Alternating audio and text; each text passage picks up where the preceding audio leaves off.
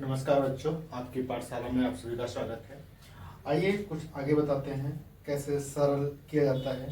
जैसे अभी घातांक के रूप में बताया कि कोई संख्या है उसे घात के रूप में है तो उसको हम कैसे सरल करते हैं। एक नॉर्मल सी एक सामान्य सी संख्या के बारे में बताया। अब आगे बात करते हैं कि अगर कोई भिन्न में कोई संख्या हो जिस 3/2 की घात 2 लिखा हो तो इसको कैसे सरल करना है। इसको सरल करने के लिए सेम तरीका है। ठीक है, 3/2 है तो 3/2 है, 3/2 गुणे 3/2 इस तरीके से इसको हम लिख सकते हैं। और जब गुणा में चीजें होती हैं तो ऊपर नीचे अगर भाग में कोई चीज भाग हो रहा है तो करते हैं, और भाग नहीं होता तो ऊपर नीचे जितना होता है उसको हम गुणा कर देते हैं। 3 त्रिक का 9 और 2 दूना 4, यानी कि 9/4 हो जाएगा। सीधा इसको जो है इस तरीके से हम लिख सकते हैं। और इसमें बात की जाए कि आधार क्या है तो आधार 3/2 था, घात कितना है 2 है। इस तरीके से इस सवाल को सॉल्व किया गया।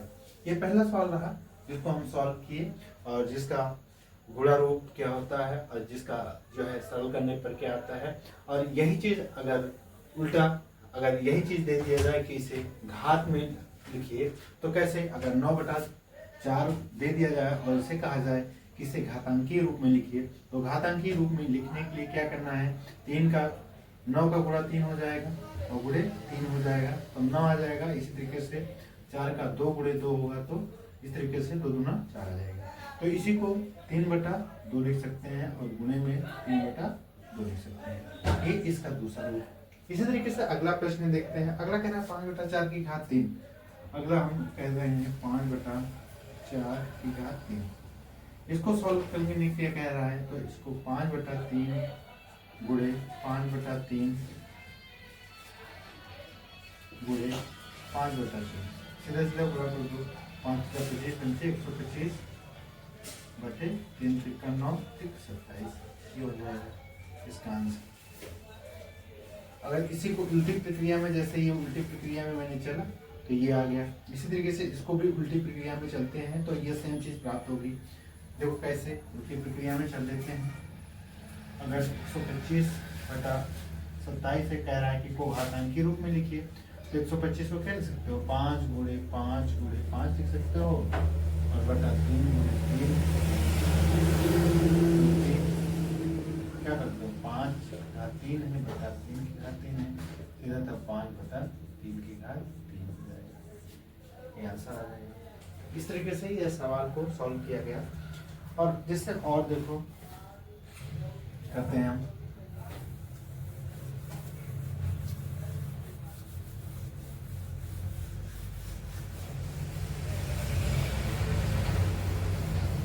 जैसे कह रहा है 2 की घात 4 गुणे 2 की घात 4 गुणे 2 की घात 2। इसको सॉल्व करना है या इसको घातांकीय रूप में लिखना है तो कैसे लिख सकते हो। जैसा कि गुणा में घातें जुड़ जाती हैं, जब आधार दोनों का सेम होता है तो गुणा में घातें क्या होती हैं, जुड़ जाती हैं और दोनों का आधार सेम है ना। तो चाहे तो आप जोड़ लो या 2 की घात कितना हो जाएगा 4 + 2 यानी कि 4 धन 2 यानी कि 2 की घात कितना हो जाएगा 6 हो जाएगा। यानी कि 2 की घात 6 को हम क्या लिख सकते हैं, 2 गुणे 2 गुणे 2 गुणे 2 गुणे 2 गुणे 2 हो गया। तो 2 दूना 4 दूना 8 दूनी 16 दूनी 32 दूनी 64। इस तरीके से ये क्वेश्चन क्या हो गया, सॉल्व हो गया।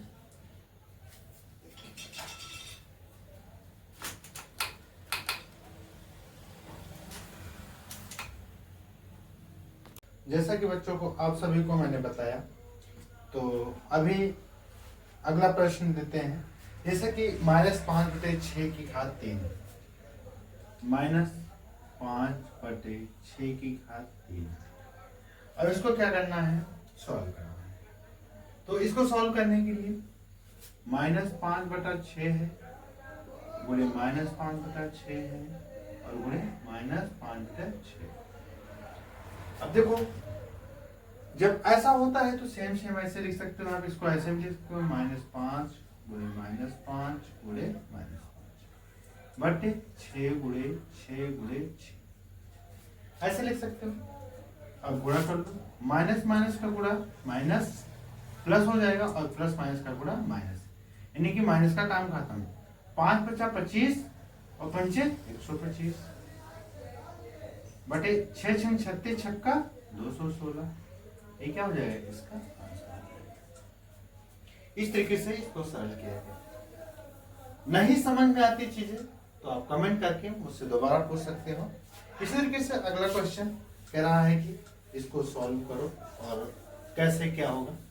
तो अगला क्वेश्चन कह रहा है कि 3 की घात 2 गुणे 3 की घात 3। अगला प्रश्न है 3 की घात 2 गुणे 3 की घात 3। इसको सॉल्व करना है। तो इसको अगर घातांकीय रूप में लिखना है तो 3 की घात सीधा सीधा 5 हो जाएगा, या फिर ऐसे नहीं लिखना चाहते तो ऐसे भी लिख सकते हैं आप। 3 की घात 2 है तो 3 की घात 2 का मतलब 3 गुणे 3 और गुणे 3 की घात 3 का मतलब 3 गुणे 3 गुणे 3। इस तरीके से 3 3 करना 27 81 3 कितना हो जाएगा 243। नहीं समझ में आता तो गुणा करके आप देख सकते हो। 3 3 का 9 और 9 3 27, 27 का 81, 81 का 3 में गुणा करोगे तो 243 है। इसी तरीके से अगला प्रश्न है। अगला प्रश्न कह रहा है कि -4 की घात 2 और गुणे -4 की घात 2। इसको सॉल्व करना है तो ये तो बहुत आसान है, कर लो। कैसे -4 गुणे -4 गुणे -4 गुणे -4 तो 4 चौक 16 चौको 64 चौका 216 कर लो, आ जाएगा। माइनस माइनस गुणा प्लस, प्लस माइनस का गुणा माइनस और माइनस माइनस का गुणा प्लस, 216 सीधा सीधा आ जाएगा। इसी तरीके से अगला प्रश्न देखो। अगला प्रश्न कह रहा है कि 2/3 गुणे 2 की घात 3, 2/3 की घात 2 गुणे 2/3 की घात 3 ये है। तो इसको आप डायरेक्ट ऐसे लिख सकते हो कि 2/3 की घात 2 + 3, क्योंकि दोनों का आधार सेम है। या इसको ऐसे लिख सकते हो 2/3 की घात 5 होगा कि नहीं होगा। इसको आगे सॉल्व कर लो। आगे कैसे सॉल्व करोगे, 2/3 की घात 5 है तो सीधा 2/3 गुणे 2/3 गुणे 2/3 गुणे 2/3 और गुणे 2/3 गुणा कर लो। 2 दूना 4, दूना 8, दूनी 16, दूनी 32 हो जाएगा। 3 3 का 9, 27, 81 3 243।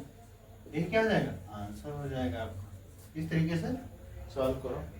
अगला प्रश्न है कह रहा है कि -1/2 की घात 4 और -1/2 की घात 3।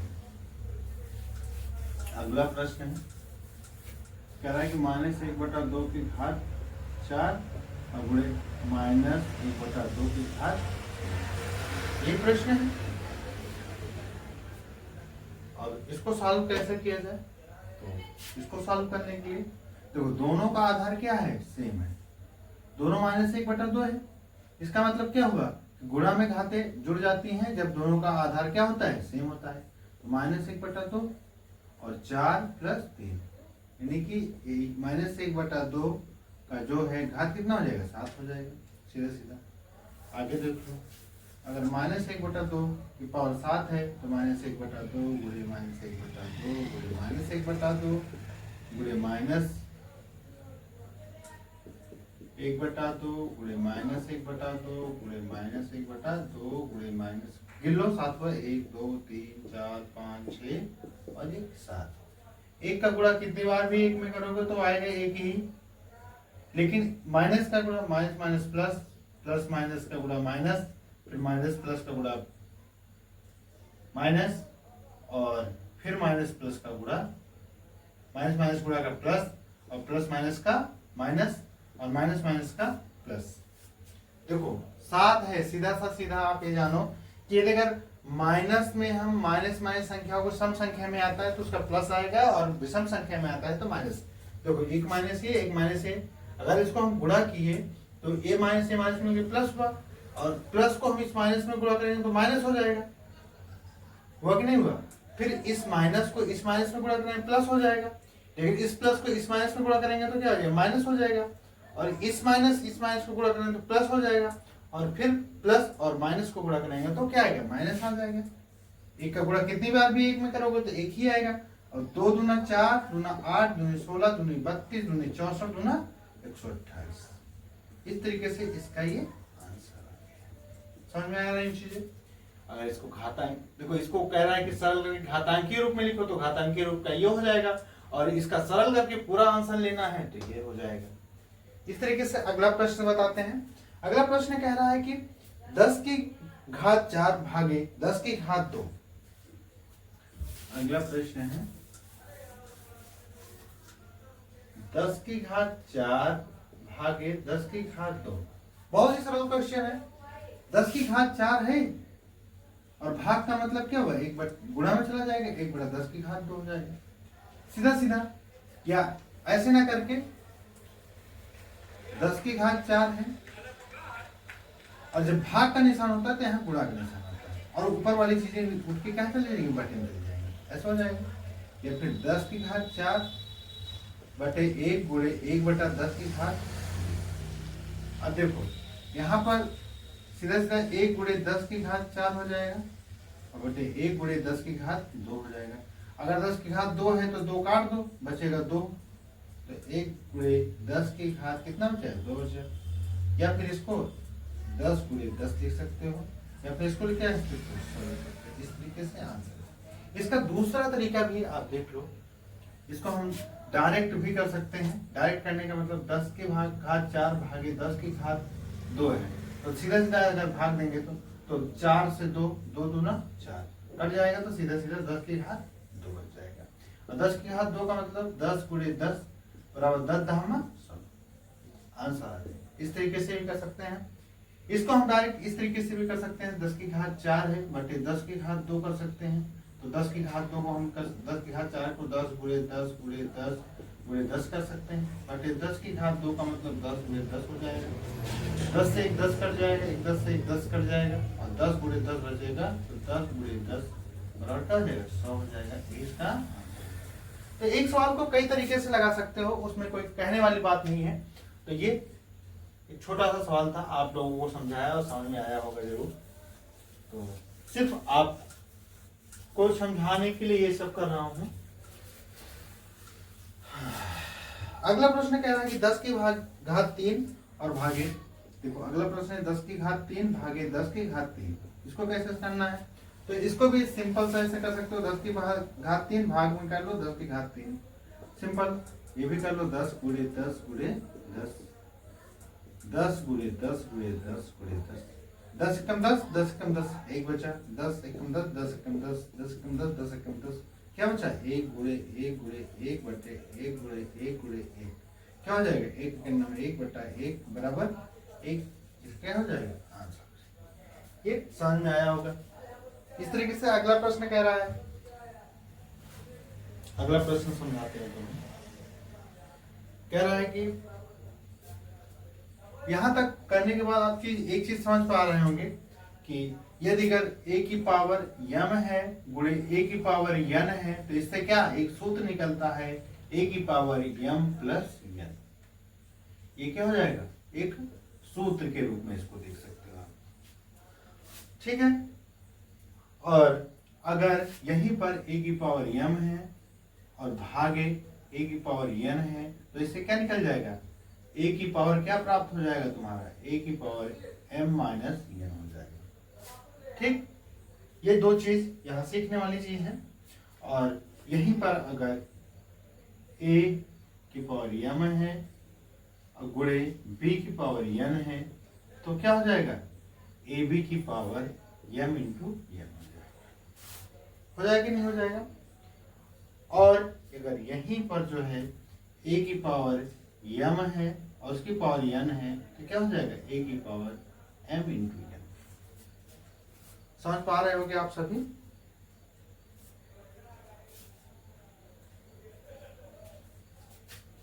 अब कह रहा अगला सवाल देखते हैं, नियम को लागू करते हैं कि कैसे नियम का फॉलो होता है। इन नियमों को जैसे मैंने समझाया सूत्रों को, तो इस सूत्रों के आधार पर प्रश्न करते हैं। जैसे कोई प्रश्न है 3 पावर 3 गुणे 3 की पावर 4, तो इसको कैसे उस नियम को 3 की पावर 3 गुणे 3 की पावर 4 ऐसे है इस बात। तो इसको हम जो अभी समझाया कि a की पावर m और गुणे a की पावर n है, तो क्या हो जाएगा, a की पावर m प्लस n हो जाएगा, ये चीज मैंने बताया। तो यही आपका a हो जाएगा। तो a की पावर m का मतलब 3 हो गया और प्लस n का मतलब 4 हो गया। तो क्या हो जाएगा, a की पावर जो m प्लस n यानी कि 3 की पावर 7 हो जाएगा। ये समझ में आया। और 3 की पावर 7 को और तरीके भी लिख सकते हो, 3 गुणे 3 गुणे 3 गुणे 3 गुणे 3 गुणे 3 गुणे 3, कितना हो गया, 7 हो गए। 1 2 3 4 5 6 7 गुणा कर लो, 3 3 9 3 27 3 81 3 2 43, 3 ये कितना हो जाएगा, अब 2 3 6 और 43 96,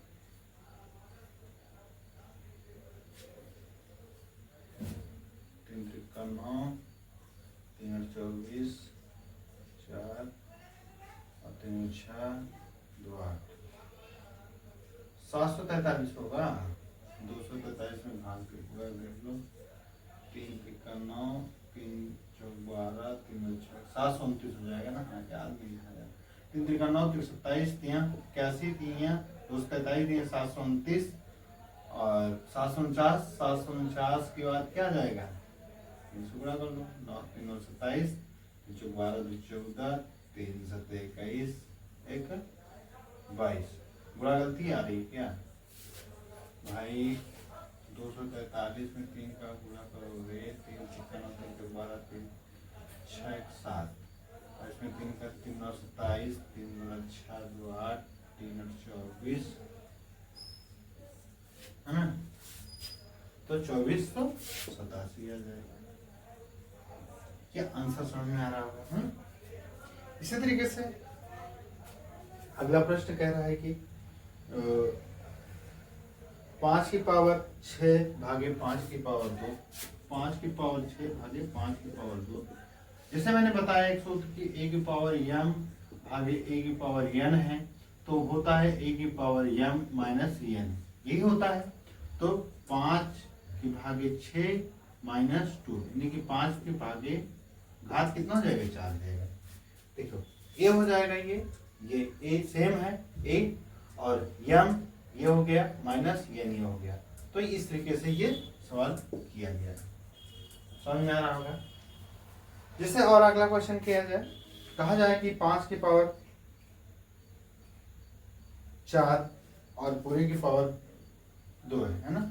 जैसे एक क्वेश्चन है कि 5 की पावर 4 और पूरे की पावर 2 है, इसको सॉल्व करने, इसका मतलब ये हुआ कि 5 की पावर 4 गुणे 5 की पावर 4, इस तरीके से हुआ। तो 5 की पावर क्या हो जाएगा, 5 की पावर 4 प्लस 4 यानी कि 5 की पावर क्या हो जाएगा, 8। एक तरीका तो ये रहा इसका सॉल्व करने का। एक तरीका मैंने बताया कि अगर a की पावर m पूरे के पावर n है, तो a की पावर m इंटू n हो जाएगा, यही मैंने बताया।